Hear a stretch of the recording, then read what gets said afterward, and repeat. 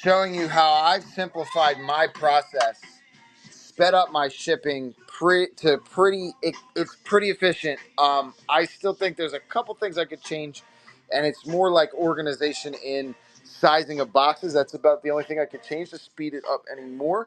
But this is what works for me when I'm selling in one area. I give you guys all bins as the show goes on, and we just kind of put your items in each bin. So that is the best way to do it, but it's also, the show is still manifesting the items. So check number one is check the item count, right? The manifest says you guys have 10 orders, 10 orders. We're going to check real quick, 1 through 10. Boop, boop, boop, boop, boop. For the most part, I remember what you guys bought. That right there, this right here is probably the best thing you can do. So that size bin is what pretty much works too. It took me a while to figure that out because I'm like, man, some people buy one thing, but then some people like La Rosa and Vintage Video Game Guy and all these other people, they buy these savage amount of stuff.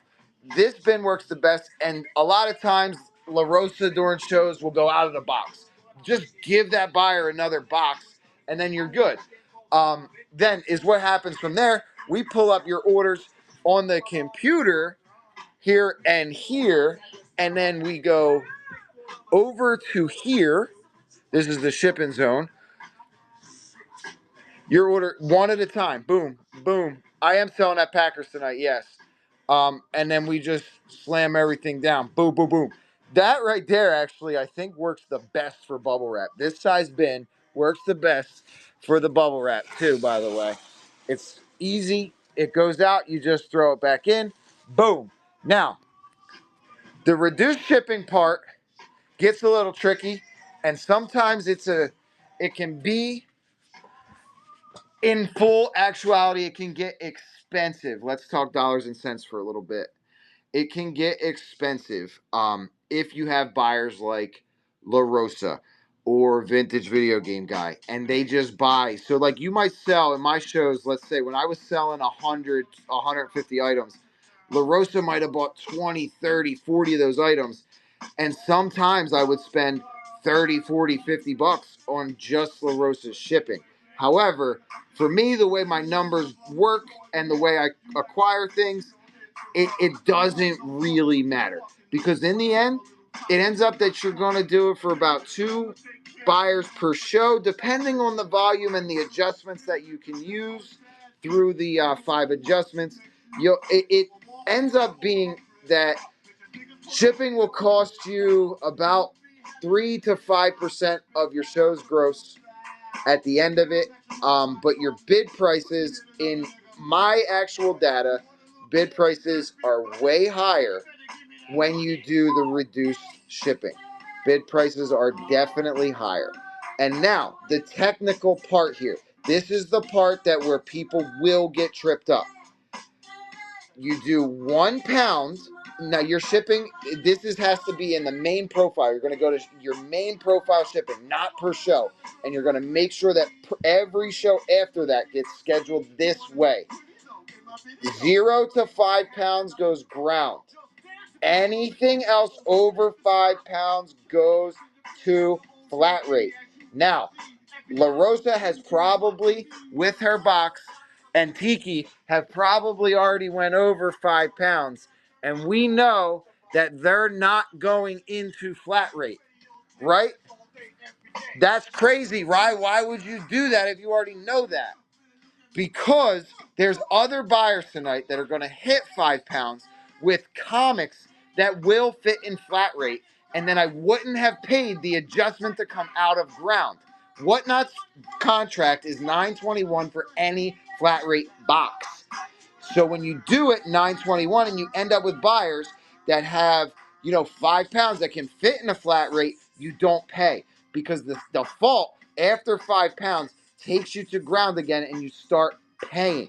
So you do ground 0 to 5, flat rate after, and then you make the adjustment during shipping if you can't get that shipment into flat rate.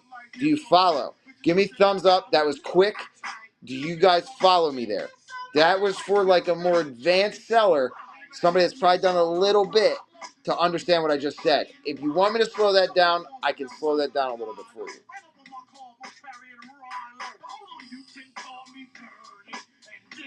Cool. All makes sense?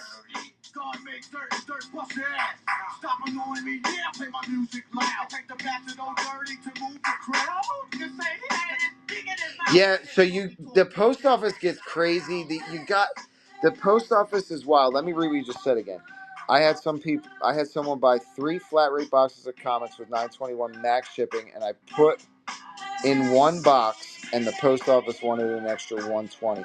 Yeah, because you came out of flat rate. So what I would do there is unbundle the shipment as much as possible and go into flat rate. So if all the items that they had fit in a flat rate, and it's a really heavy thing, like comics filling a flat rate, you might get to like close to 10, 15 pounds probably. So is what you want to do there is you want to just switch it to 3 flat rates, and then is what would have happened is you would have been only charged the $9.21 at a multiple of 3, so like $30, a little bit less than $30. And that would have solved that problem. That's the only way around that, though. You would have definitely been charged around 30 if you had to use 3 flat rate boxes. Yeah, that's what it usually is. Yep, for sure. Yeah, but flat rate is, you do the flat rate, it doesn't matter. You could put 70 pounds in that thing. Let me turn this down a little bit. But yeah, that don't matter. You can put 70 pounds in any flat rate. I do a lot of trading on another platform called FB with silver and gold. And most of the time, because that stuff gets heavy if you buy it in quantity, when we're selling, or trading, I should say, really, because that's what it is. When we're trading with each other, we ship in flat rate for the most part. Do you guys like my hat, by the way? Take a vote on this real quick. It's not a MAGA hat, guys. I'm upset at all political parties at the moment. Do you guys like my hat? I'm not talking politics, but I'm upset with all of them at the moment. A list doesn't just disappear. It exists. And I'm really fucking mad at that right now.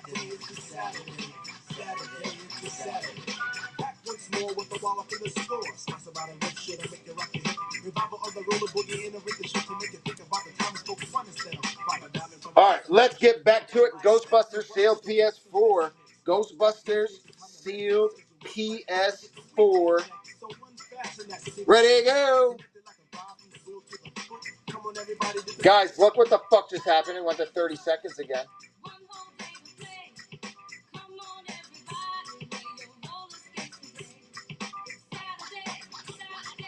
Yeah, honestly, man, they call it the woke mind virus. It's called the TV download virus. The people that watch the mainstream news and just buy the agenda have a downloaded virus. It's pretty proven. If it's not called a virus, it's called a dis-ease. They definitely downloaded a dis-ease. And it's not, and I'm like being fucking for real. Like, I like to search patents. And the one patent I found is for this device that's called Central Neurological Manipulation Device. And that device is something that I'll bet you almost every household in America had through the 80s and the 90s and the early 2000s. It was a tube TV hooked up to the old school cable box. The program came and got delivered to you in the paper, and it told you that was your weekly programming. Read about that Central Neurological Manipulation Device through visual and